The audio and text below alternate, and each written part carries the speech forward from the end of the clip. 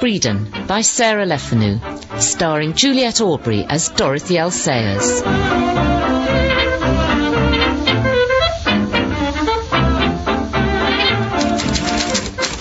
Copy for Miss Sayers. Thank you, Jim. Copy for Miss Everett. You're to cut 20 words, Miss Everett. What? Art department says there's no room for a 2-line subhead unless you cut the copy. Oh, the art department. You can tell them to... No, I'll tell them. What's up, Dorothy? Yours ain't too long. No, but Mr. Benson's written we're not a bookmakers against my Green Pastures margarine headline. Which is? It's a better bet than butter. Sounds good to me, Miss Sayers. What do you know about it, Jim? And what are you doing hanging around? Haven't you got work to do? I like the colour of your lipstick, Miss Everett. I like a woman with scarlet lips. Out, damn boy, before I throw something at you. Of all the cheek. 16 years old and a bottom pincher already. Now, Dorothy, you're Marge. Mr. Benson's a high moralist. He won't stand for betting. I'd go for the cheapness, appeal to the pocket. That's where the public keep their hearts. Thanks, Edie. Something like Green Pastures margarine, so nice and nourishing and only 9p a pound. Sounds good. Miss Everett. Yes, youth? Printer wants the Peterkin custard copy by 2 p.m. And Miss Sayers. Yes?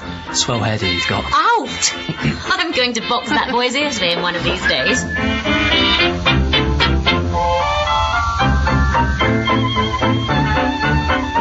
"24 Great James Street, London, February 1922.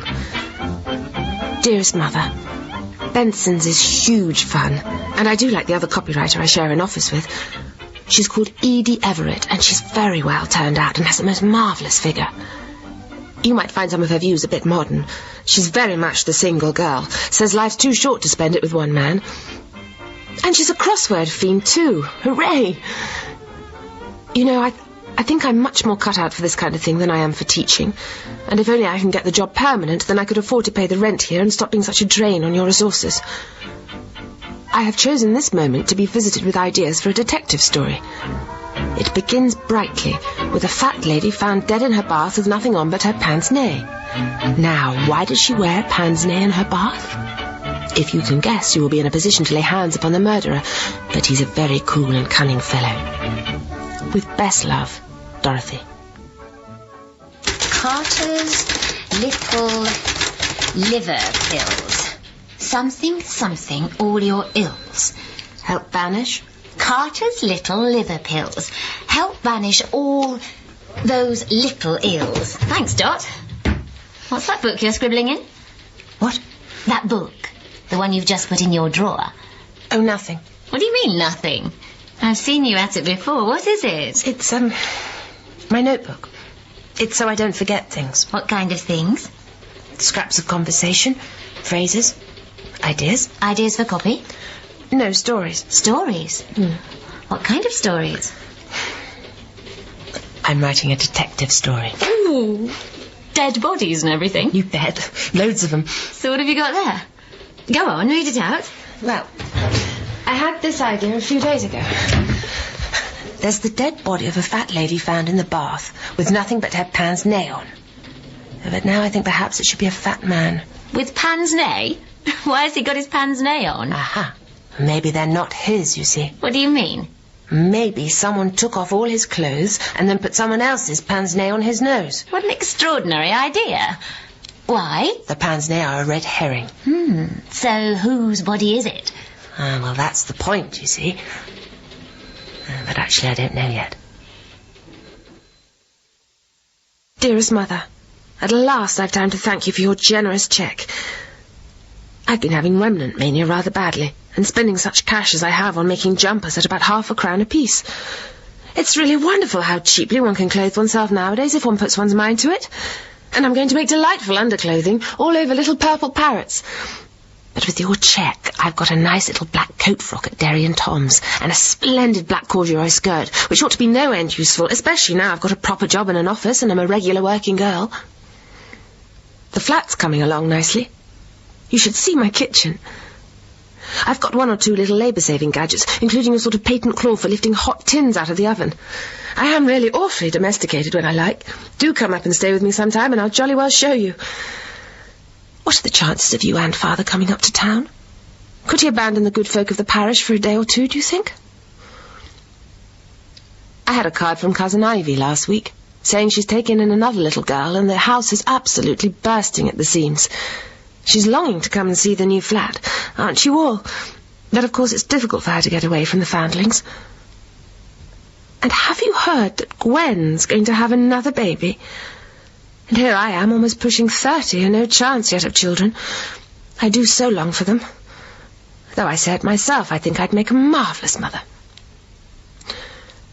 But I'm feeling awfully swanky right now, because the other day I sent a long poem to the London Mercury, which is a particularly swell sort of monthly run by tip-top people, and they actually accepted it by return of post, in a postcard from the editor himself, J.C. Squire.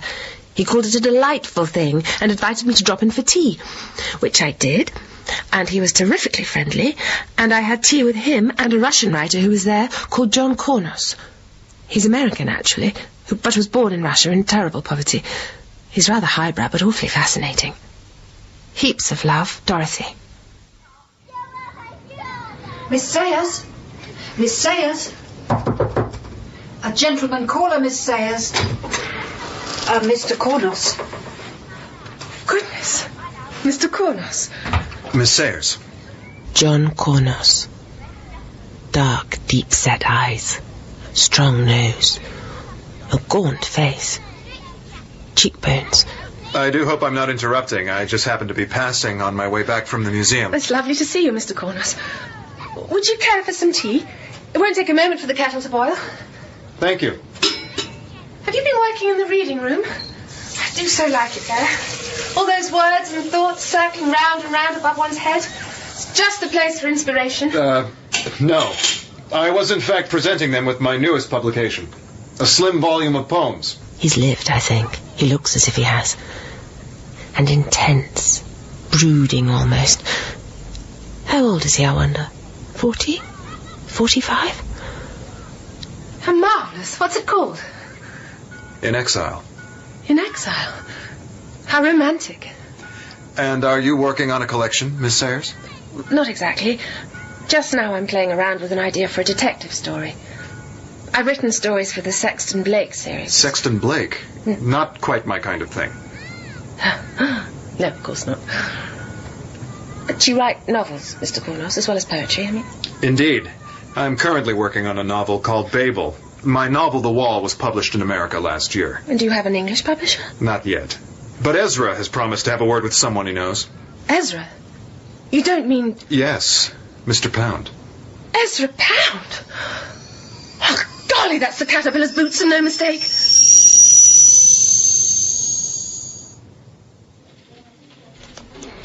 Here, can you help me with this clue, Dot? Mm-hmm. Dangerous market for two sisters. Blank O, blank L, blank N. Goblin. Thanks. Goblin. So, how's the story going?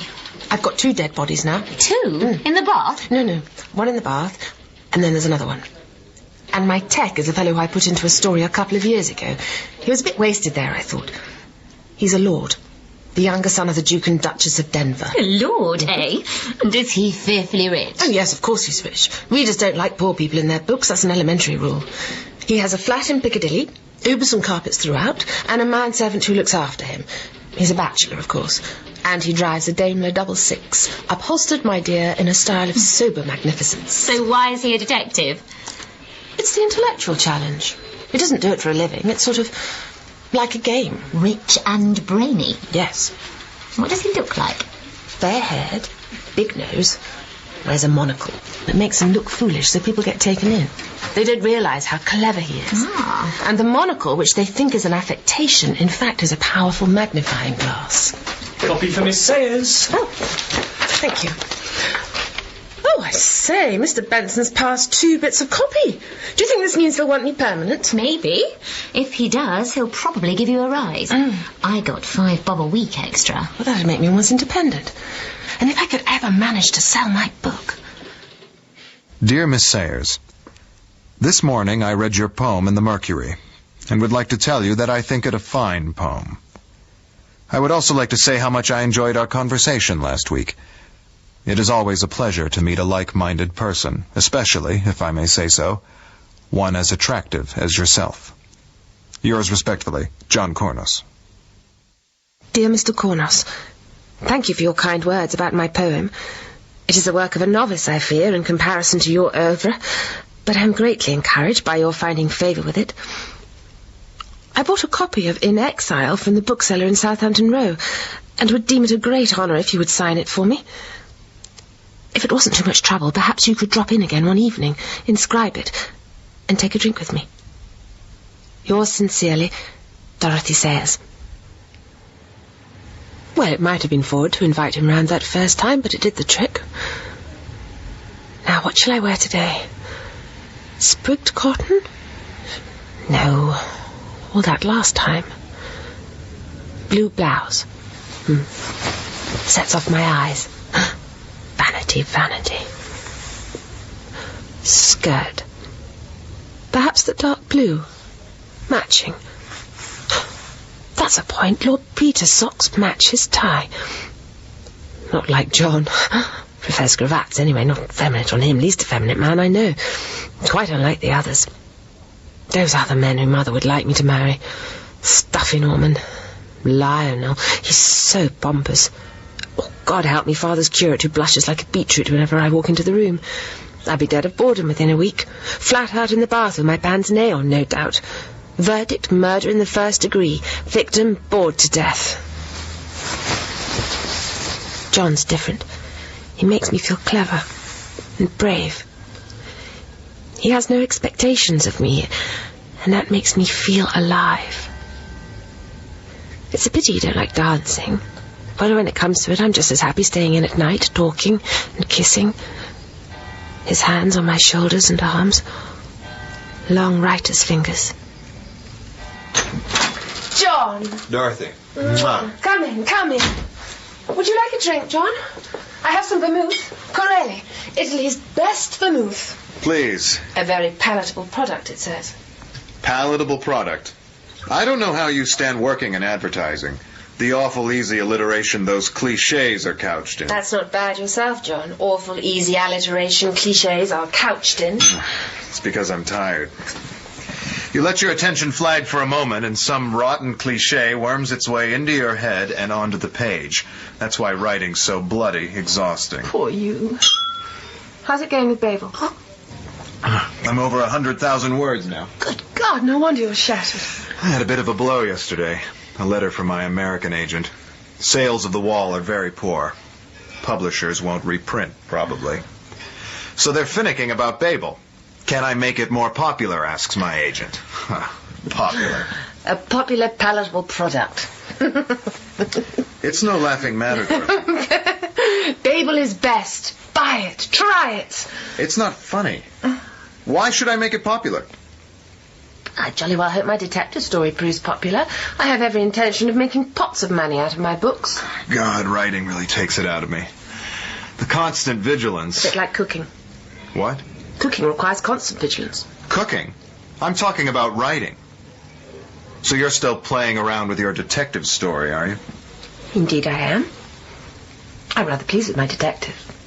I'm planning to pit him against a brilliant neurologist who nobody would dare suspect of murder. I've written my first scene. Do you want to hear my opening sentence? I'm all ears. Oh, damn, said Lord Peter Wimsey at Piccadilly Circus. What would his children be like, I wonder? Women need children. It's physical completion for them, just as t'other side of the business is for a man. I think I'd like 3. 3 lovely boys, 1 or 2 years apart. They'd have curly dark hair and be clever and quick and talkative.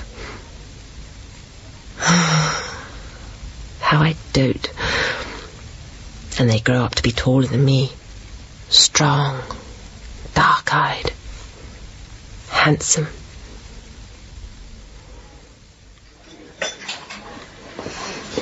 Tea for 2? Thank you. Shall I pour? Please. Now tell me, Dorothy, why on earth is your detective an aristocrat? The old order's changing, you know, even in England. Surely all novels should reflect that. Everyone loves an aristo, John, except you. Look around you. The old lady in the corner clutching her teacup in her bony fingers. That bearded young man dining off a single sausage. They don't want to read about people like themselves. They want to read about glamour and riches and a place in the country. That's what people like to read about. That's what I like to read about, damn it, John. Oh, you English. You're all such snobs.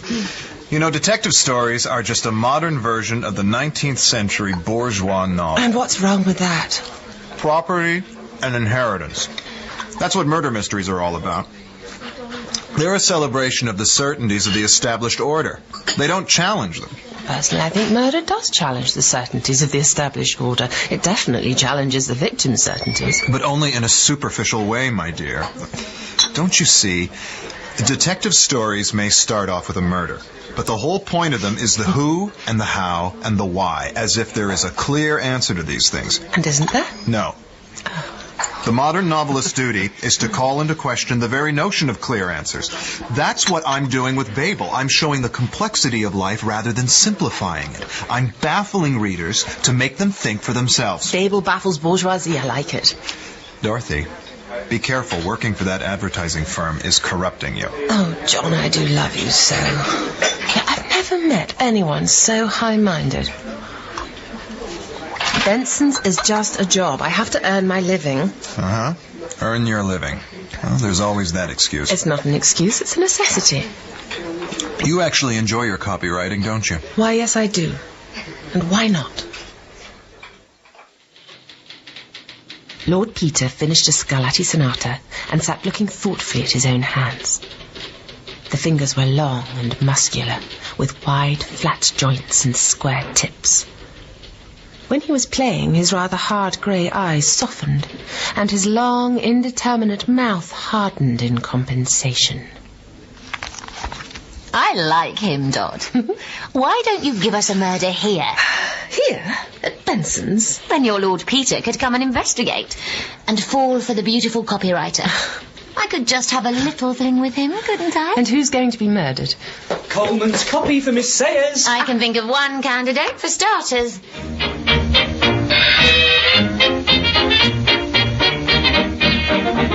Dear Ivy, so pleased to get your note. Do please come up and spend the night with me. I'm longing to show you my flat. There's a very jolly farce on at the Haymarket we could take in. I'm sure you need a break from your foundlings, lovely little darlings though they are. Let me know when you can come. Toodaloo, your loving cousin Dorothy. Dearest Mother, I do hope that John will be able to come down with me on a visit to Christchurch next month. I would so like you and Father to meet him. You may be surprised to find he has little sympathy with detective stories, being the kind of man who takes his writing seriously and spells art with a capital A. But I do care for him. I really do. Very much. Indeed, I would marry him if he asked me. There, aren't I bold? But don't worry, you're not about to lose your only child to a penniless Russian-American. John is adamantly against marriage, so you're safe. Now, my best news. Benson's want me to stay on. Ain't that all gas and gaiters? Mr. B tells me that I am doing extraordinarily well and that I have every quality which makes for success in advertising, and that very few people have those qualities. He added that though at present I hadn't enough experience to command more than £4 a week, the question of salary would come along in due course, and I should get a rise before very long. Ever your loving Dorothy.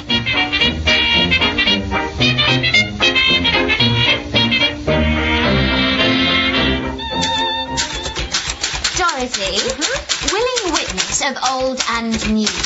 9 letters. T, 2 blanks. T, 3 blanks, N, blank. Last letter's T, probably. Testament. Thanks. You coming dancing tonight, Dot? I'm going down to the Palais at Hammersmith with a crowd from the art department. No, not tonight. I'd love to, but I've got a friend coming round for dinner. A friend? What kind of friend might that be? A friend of the masculine variety? Yes. A new friend? Not exactly. You're a dark horse, Dot. What are you going to wear? I've only got the one evening skirt. Black taffeta, but I thought I could wear my blue silk blouse with it. Oh, I saw the most divine frock in Derry and Tom's the other day. Green silk with flounces round the hemline, but it was far too dear. Still, you'll get a rise soon. So what are you going to give this friend of yours? What's his name? John. He's called John Cornos. We'll start with consomme. I made it yesterday. Well, actually, I started it the day before yesterday. What? To get the soup clear, you have to simmer the stock very, very slowly. So that was why you didn't come out with us to the Ace of Spades on Wednesday night. And then? For the roti. What? The roasted meat. You never go into a kitchen, Edie. Why did the good Lord create restaurants if it wasn't to save me from cooking? Edie. For the roti. English beefsteak, potatoes, salad, and fruit jelly. The jelly's the only thing I'm getting out of a tin for the whole meal. Where else would you get it from? You boil up a calf's foot, of course. That's how Mother always does it. Ah, what a hideous idea. And then for the final course... There's more. Yes, ain't I the lobster's waistcoat? You have to end with a savoury, so we'll have baked mushrooms en casserole. He'll think you're quite the perfect wife, won't he? That's not why I'm doing it. John's not the marrying type. He doesn't believe in it. But wouldn't you like to be married, Dot? Yes, I would. But you have to respect other people's principles. People's principles? Or their convenience? Don't be cynical, Edie. John's the most high-principled man I know. I respect him for it. Bring him down to the palais later on. I'd like to cast the eye over this principled paragon of yours. No, he wouldn't like the crowd there. What's wrong with it? Nothing, but he's not the dancing type. He's not the marrying type, he's not the dancing type, so what type is he? Well, he writes. He writes. That's not much fun for a winter evening. Still, chacun a son goût. And he's quite a dish. Tall, dark. Strangely handsome. Yes. Ah, now you're talking.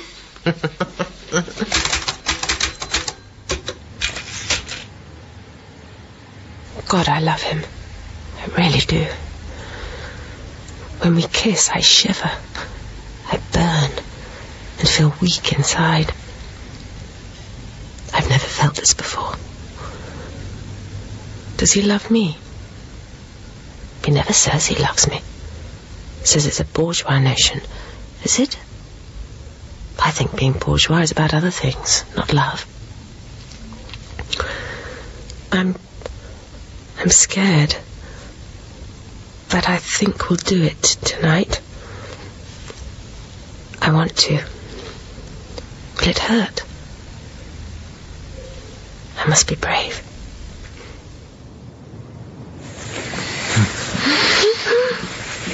Here, come kiss me, sweet.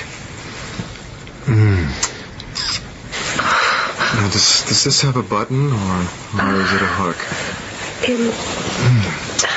Oh, what about the fruit jelly? Fruit jelly? Later, darling. Oh, Dorothy, you're just what I need. Shall we move into the bedroom? Yes. Are you sure you want this? Yes, I'm sure. You're not frightened? No, John, I love you. I'm yours. How could I be frightened? All I need is this. What's that? It's a prophylactic, of course. What? I'm sorry, I don't mean to shock you, but this is necessary. No, I'm not going to. I can't do it with one of those things from the rubber shop. What do you mean, Dorothy? What are you playing at?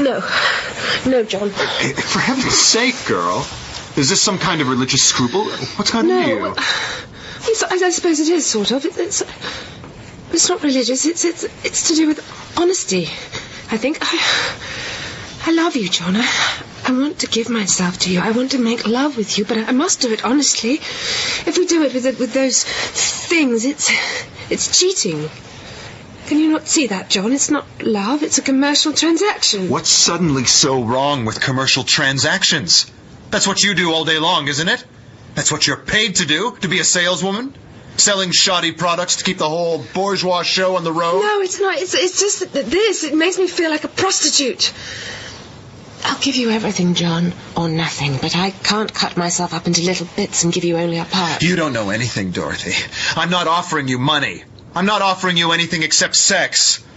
What's this really about? Are you trying to trap me? I will not be trapped by you or anyone into marriage. I don't want to trap you. How can you think that? Well, I don't know what to think. I thought you were different. I thought you shared my principles, but it seems to me you're just ordinary, and what you want is ordinary. To catch a man and then tie him down and turn him into a husband and suck out all his creative juices like a succubus. Oh, this is hopeless. I'm going. No, John! No, John, you don't understand! And I don't either. The thing is, in some ways, I think I am quite ordinary. Perhaps we underestimate ordinariness. Dear John, I am in turmoil. I am desolate. Why haven't you replied to my letters? Why haven't you been in touch?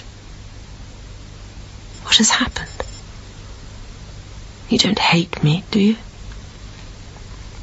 You know I love you. I've told you often enough. And I'll tell you this again, although God knows I've said it before. I don't want to trap you into marriage. I respect your principles, John, although I don't share them. And I would live with you without marriage. For you, I would sacrifice the easy life, the everyday round, the conventions that keep our little world running so smooth. But without the possibility of children, I feel there is nothing I am giving you beyond what any woman of the street could give you. And for all your talk about being free to live and love naturally, the first thing you insist on is the use of every dirty trick invented by civilization to avoid the natural result. I desperately miss you. I am bewildered. It frightens me to be so unhappy. Dear Dorothy, the writing of tear-stained letters does not become a woman of your intelligence. I sail from Southampton on the 18th. I can see no benefit in our meeting before I go. Dorothy, re our disagreement. I made my position very clear and have no qualms of conscience on the grounds that I misled you in any way. I will be away for some months at least. I intend to see Babel placed with a New York publisher before I return, which may necessitate finding an agent who shows more understanding of what I am trying to achieve. I send you best wishes for your writing. I hope that by the time I return you will have embarked on a proper novel. And I hope that if we can't be lovers, then we can at least be friends. There are no hard feelings on my side. Yours, John. No, I can't bear it. I've driven him away. What have I done wrong? Perhaps I should have let him do what he wanted. See where all my scruples have got me. I'm alone. Alone. Dearest Mother, what a fearful disappointment. I won't be bringing John down to see you and Father, as he was called back to America on urgent business. He has to sort out his publishers over there. Well, I'll miss him, but there you go. Life's full of these little setbacks, ain't it? Alas, no good news of Lord Peter. I sent him to an agent who immediately died. I think of advertising him as the book that killed an agent. Do you think that might arouse the interest of a publisher? Meanwhile, I'm starting to plot and plan another murder or two. Hey-ho, your loving Dorothy.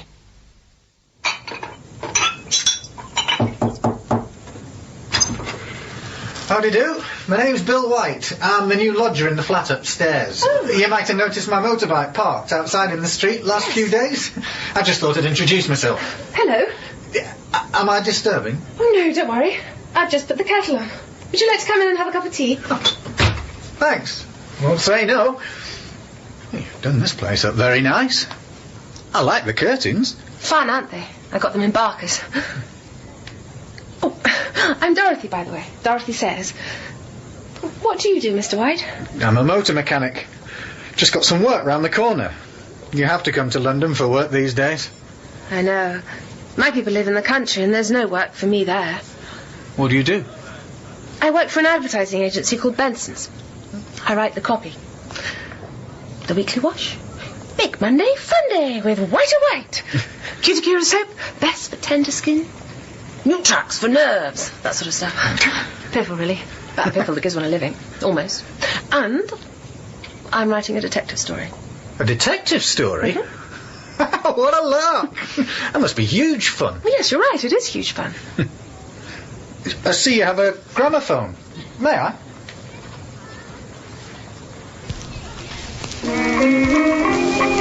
Would you care to dance?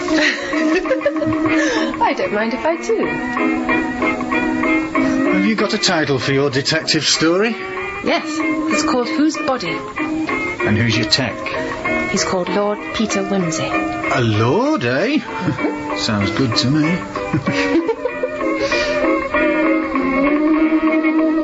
Dearest Mother, don't faint. I am coming home for Christmas on Saturday with a man and a motorcycle, with requests that you will kindly give same a kind welcome and a few words of friendly cheer. It's not anyone you know. It's a poor devil who's been staying with the people above me, and whom I chummed up with one weekend, finding him left lonely, so to speak, and he's been very prettily grateful and has taken me out a lot on the bike. Intellect isn't exactly his strong point. I mean, literary intellect. He knows all about cars and how to sail a boat and so on. And in fact, he's the last person you'd ever expect me to bring home, but he's really quite amiable and will be desperately grateful for a roof over his head. Heaps of love, Dorothy. Sweepstake. Mr. B's out for the afternoon. Meteor Bright, Roundabout, Tooralooral, Twinkle Toes, Star of Asia. Miss Everett? Star of Asia. Miss Sayers? Meteor Bright. Do you have copy for me, ladies? No. Here. Sunfect. One whoosh and it's clean. No germs to be seen. It's all made safe with Sunfect. Shot? No, this is it. My new ending. Do you want to hear it? Yes. Bunter? My lord. The brandy. No, that's not quite it. What's wrong with it? Oh, wait.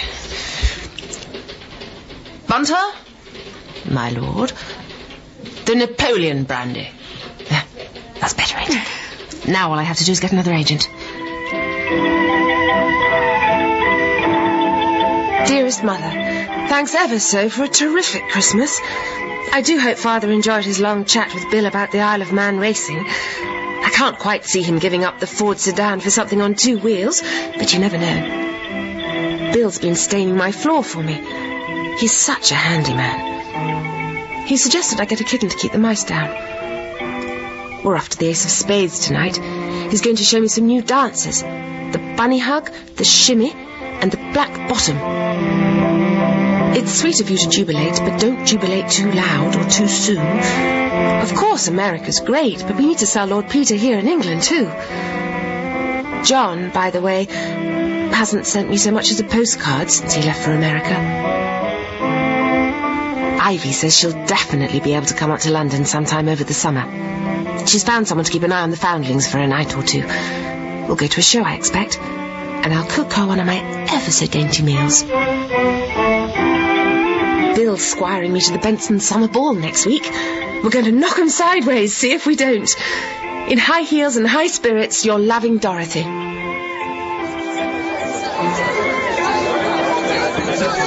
Phew, I'm exhausted. Let's have a breather. Come and sit on my knee, my sweetie pie. Shall we have a limerick? I'll start. There was a young woman from Gloucester. Whose virtue was long ago lost to her. To whom did it go? Alas, you don't know. That careless young woman from Gloucester. Edie doesn't have a partner. I'll be back, doll. You're a card, Bill. You're an armful, Edie. A lovely armful. You like a good time, don't you, Bill? I do indeed, ma'am. Thank you, darling. Now, I'll see if any of those single ladies would like a dance. Excuse me. You're Bill's a good fellow. There's not many as would dare ask Mrs. Carmichael for a dance. And see how she smiles down upon him. So many of us single these days. It's lucky I don't mind sharing. It suits me fine. All the fun and none of the washing up. But you'd like a proper husband, wouldn't you, Dot? Oh, it may be stupid, but I'm still hoping that when John comes back from America... I do think he's the only one for me, Edie. You're looking a bit pale, Dot. Do you want to pick me up? A little snort of powder? No, thanks. Actually, I feel a bit queasy. Bill and I had some oysters last night, and they seem to have disagreed with me. Try a gasper? No, thank you. Not now. Ladies? You seem to have made a hit with Mrs. Carmichael. Yeah, charming woman. If a little on the large side. Dorothy, shall we show them the bunny hug? Do you think they're strong enough to take it? I think they'll go. Come on.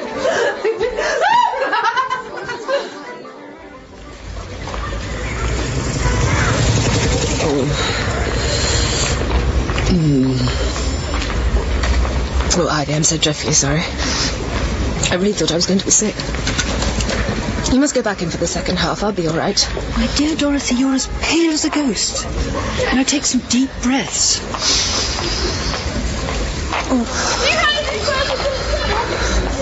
I haven't been right ever since Bill and I went to that oyster bar. My stomach just hasn't recovered. Nasty things, shellfish. I never touch them myself. Ivy, you must go back in. You've come all the way up to London and now I've spoilt your evening. Not a bit of it. Now that's better. You've got a bit of colour back in your cheeks. You could do with a bit of time in the country, you know. You've probably been working too hard. Ivy, you're the hard worker. I'm a mere butterfly compared to you. Oh, and I feel better. Let's go back in. The curtain's about to go up. It's not possible. How could it be? We've been so careful. Oh, God. Bill. I don't love Bill. I can't marry Bill. It's not that he's not a gentleman. He's as decent as anyone, but I don't love him. Oh, my God, if only it was John's. John's baby. Oh, I can't. What am I going to do? I can't marry Bill, but I can't have a baby on my own. I don't believe it. There's this thing inside my body making me sick. Sick. Sick. If only. If only. Oh. Bill, there's something I must tell you. What a long face. Cheer up, my duck. There's still plenty of time between now and the end of the world. Bill, listen. But there's something I've been meaning to tell you for a bit. Now's as good a time as any if we're opening our hearts to each other. What do you mean? What do you have to tell me? You know, I think you're a topper, Dorothy. A real swell girl. You're making me anxious, Bill. Get on with it. Well, I'm leaving London. Where are you going? There's a motorbike firm down in Eastbourne. They want a manager. I'm starting on Monday. But I didn't know you wanted to move away. What are we going to do? You see, The thing is, the little woman's kicking up. She wants me around more. The little woman? I've been meaning to tell you. Look, I'm sorry, Dorothy. But I know you'll be a good sport about this. The fact is, I'm married. Married? You can't be. Why didn't you tell me? I meant to. Just didn't, get around to it. But last Christmas you came and spent it at the vicarage. How did you manage that? The wife wanted to take the kid back to her folks for Christmas. The kid? You mean? Well, yes. I've got a girl. Bill? A little girl. Look, I did mean to tell you, but... Come off it, Dorothy. It's not as if you'd ever want to marry me. There was never any future for us, was there? I mean, look, you're a writer. I'm not the kind of man you want. Now, what were you going to tell me? Nothing. Nothing important. We've had a great time together. And no hard feelings, eh? No. No hard feelings. I must think, what on earth am I going to do? What will Mother and Father say? No, they can't know. They must never know. The shock might kill them. Could I go abroad? Take a false name? Fake my own death? How on earth could I do that? Don't be ridiculous. Could I take a job abroad? In France, say? I can't get a job with a baby to look after. What about Lord Peter? Will I have to give him up? No. To think how I longed for this with John. How I thought everything would be possible somehow. Don't think of that. Just don't think of that. Oh, it's no good. I can't go through with this.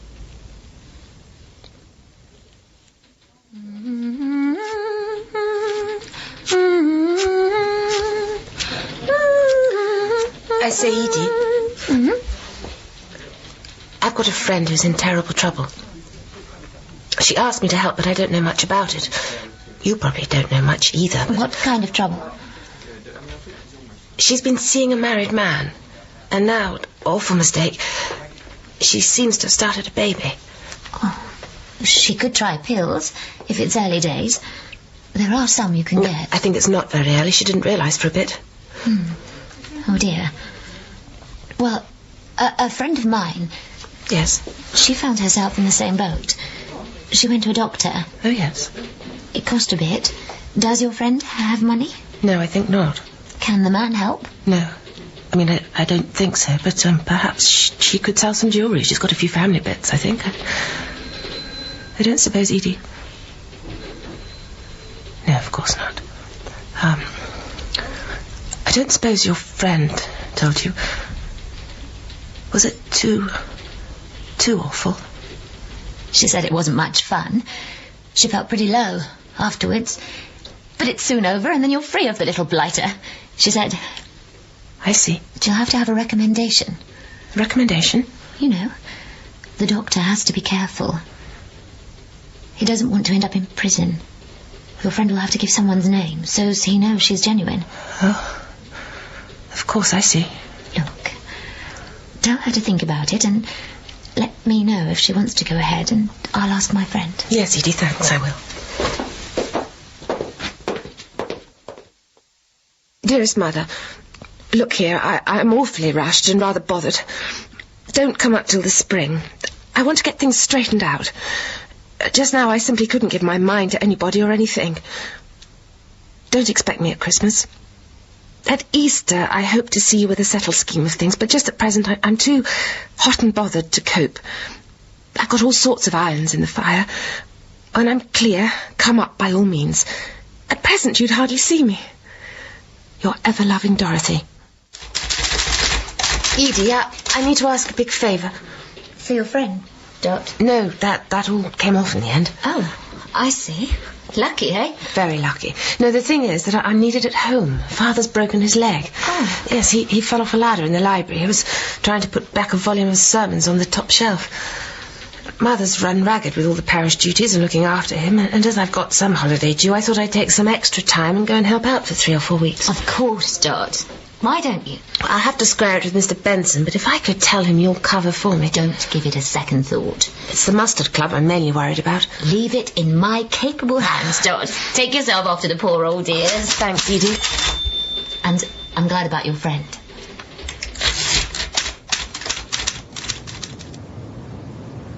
Thank God for my fur coat. At this time of year, I'm just another big woman in a fur coat walking along the pavement. It's not a multitude of sins it needs to hide. Just the one. But a big one. Getting bigger by the day. It's lucky the officer's cold enough to give me an excuse to keep it on. Miss Sayers having a baby? The educated, intelligent, respectable Miss Sayers? It's simply not possible. But the fact is, No amount of thinking and wishing will make this go away. There's nothing I can do. I've got to go through with this. I have no choice now. But I can't look after it myself. I just can't. It would never work.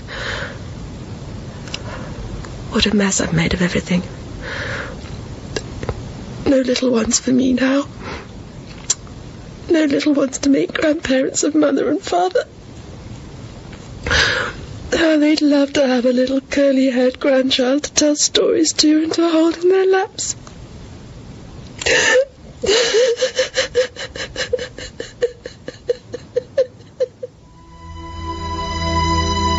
1st of January 1924.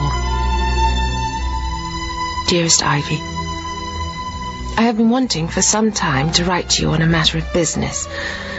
There's an infant I'm very anxious you should have the charge of, and I hope very much indeed you'll be able to take it. It isn't actually there yet, but will be before many days are over. It won't have any legal father, poor little soul, but I know you will be all the more willing to help give it the best possible start in life on that account. The parents want to do the very best for it, and will be ready and willing to pay whatever your usual terms are, and probably something over. I am very personally interested in the matter, and will tell you more about it later on. The point is, what would be the earliest possible moment at which you could take it? Yours affectionately, Dorothy. 6th of January. Dearest Ivy, excuse hasty note. I've been waiting to give you definite news.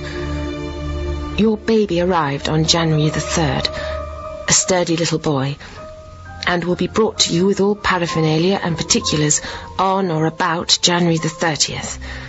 Terms quite satisfactory. Ever so glad you can take him. I will bring him to you myself. Best love, Dorothy.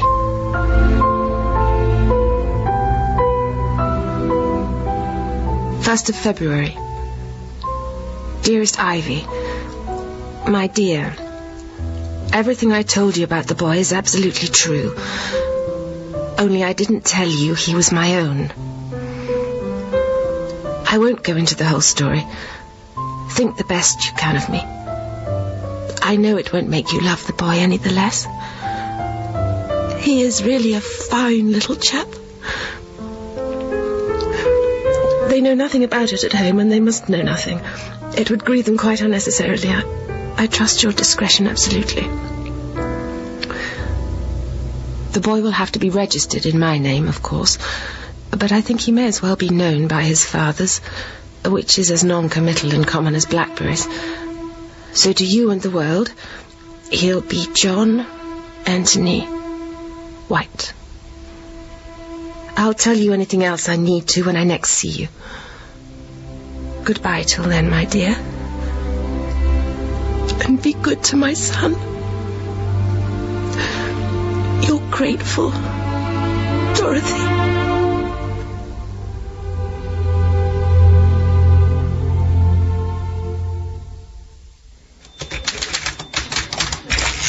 Good to see you back, Dorothy. Everything tickety-boo at home? The old man made a full recovery. Up and about again? Yes, thanks. Oh, rotten weather it's been. Nothing but bloody pea soupers. Damned cold in here, too. I'm going to turn up the gas. To hell with old Benson.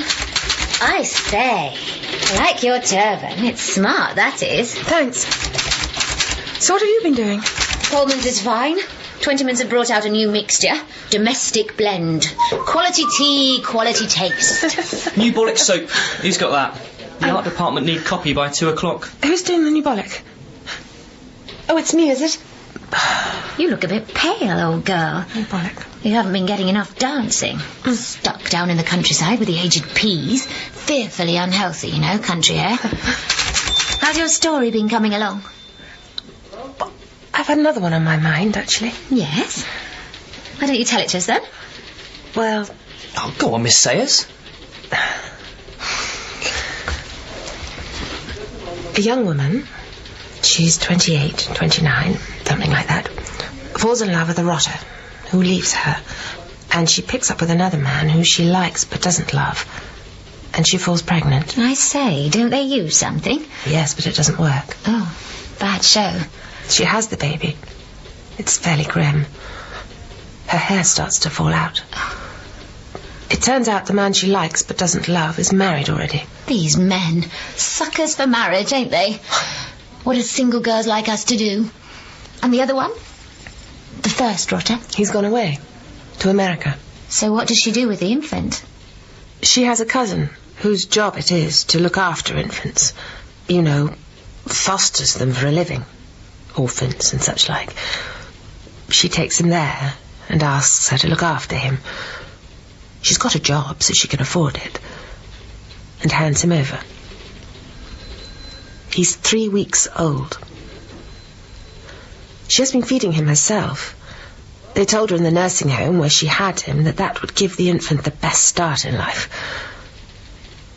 And on the way back to London on the train, once she's handed him over, don't you know, she can't stop thinking about whether he'll be happy feeding from a bottle.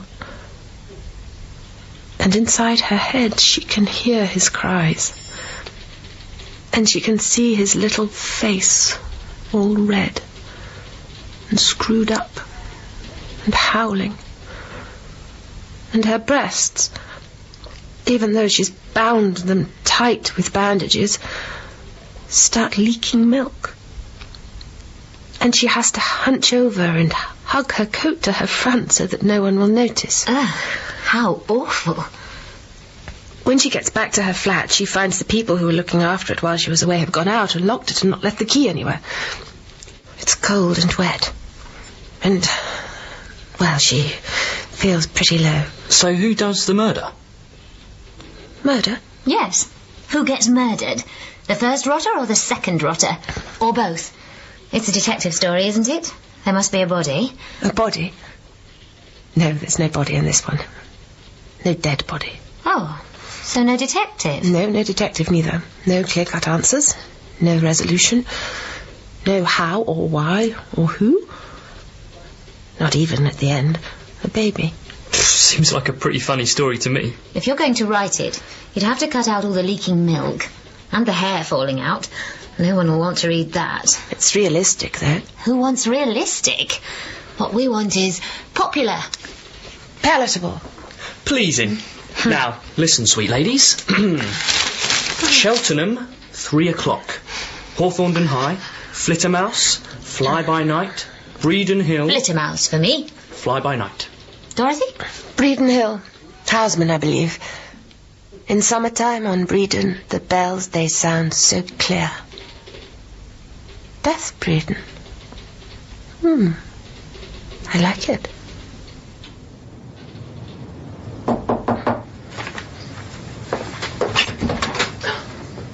John! Dorothy, you look different. And you look... the same. Oh, John. Come in. What are you doing here? Wonderful to see you. Why didn't you let me know you were coming? It was a last-minute decision. I'm here to see my English publisher. For Babel? Yes. Well done. And you? Well, I'm still at Benson's, but Lord Peter looks to be taking off. My second is out next month. The publishers are throwing a party. I'm working on a third, and I'm playing around with ideas for another one set in Benson's. Thought I might call it Murder Must Advertise if it ever comes to anything. I know you don't approve of my Lord P, but why don't you come to the party? I'm not here for long, alas. What, do you mean you're not going to be staying in London? No, I'm going back to America. You see, my wife... Your wife? Yes. You're married? Yes. I don't understand. No, I don't believe you. You're playing a trick on me. A horrid trick. You're completely opposed to marriage as a matter of principle. Well, of course, I still believe that marriage bolsters up bourgeois society. But Helen said it wasn't fair on the children if we weren't married. The children? Helen's been married before. She's got 2 children. So, well, I'm a father, too. A father? Who'd have thought it? No, you can't say that, John. They're not your children. You can't call yourself a father. I might have married you in the end. I would never have agreed. Wouldn't you? I thought you wanted a husband. What I want is a man to love and be loved by. If you had offered me love or even asked for love, you should have had everything. But you offered nothing. You only ever had me on probation. You didn't think I was good enough for you. You wanted to humiliate me, to watch me grovel at your feet. Get out, John. But listen, Get that out. Go back to your wife and your stepchildren. I don't want to see you ever again. Oh, Dorothy, you're alone now. You and John Anthony. A child with no father. Except for Lord Peter, who's been proving himself a trump so far in the way of paying the bills. I think it's time I gave my Peter a proper entry into Brett's. Wimsey. Peter. Death. Bredon. E.S.O. Born 1890. Death Bredon was written by Sara LeFanu and starred Juliet Aubrey as Dorothy L Sayers. Educated. Eton College and Balliol College. Edie Everett was played by Amanda Horlock, John Kornos by Dimitri Goritsas, and Bill White by Chris Donelly. Residences. 110A Piccadilly, Bredon Hall, Jukes, Denver, Norfolk. Fraser Burrows was Jim the office boy, and Caroline Hunt was Cousin Ivy. Arms. Sable. 3 mice. Death Bredon was directed in Bristol by Sara Davies. Motto? As my whimsy takes me.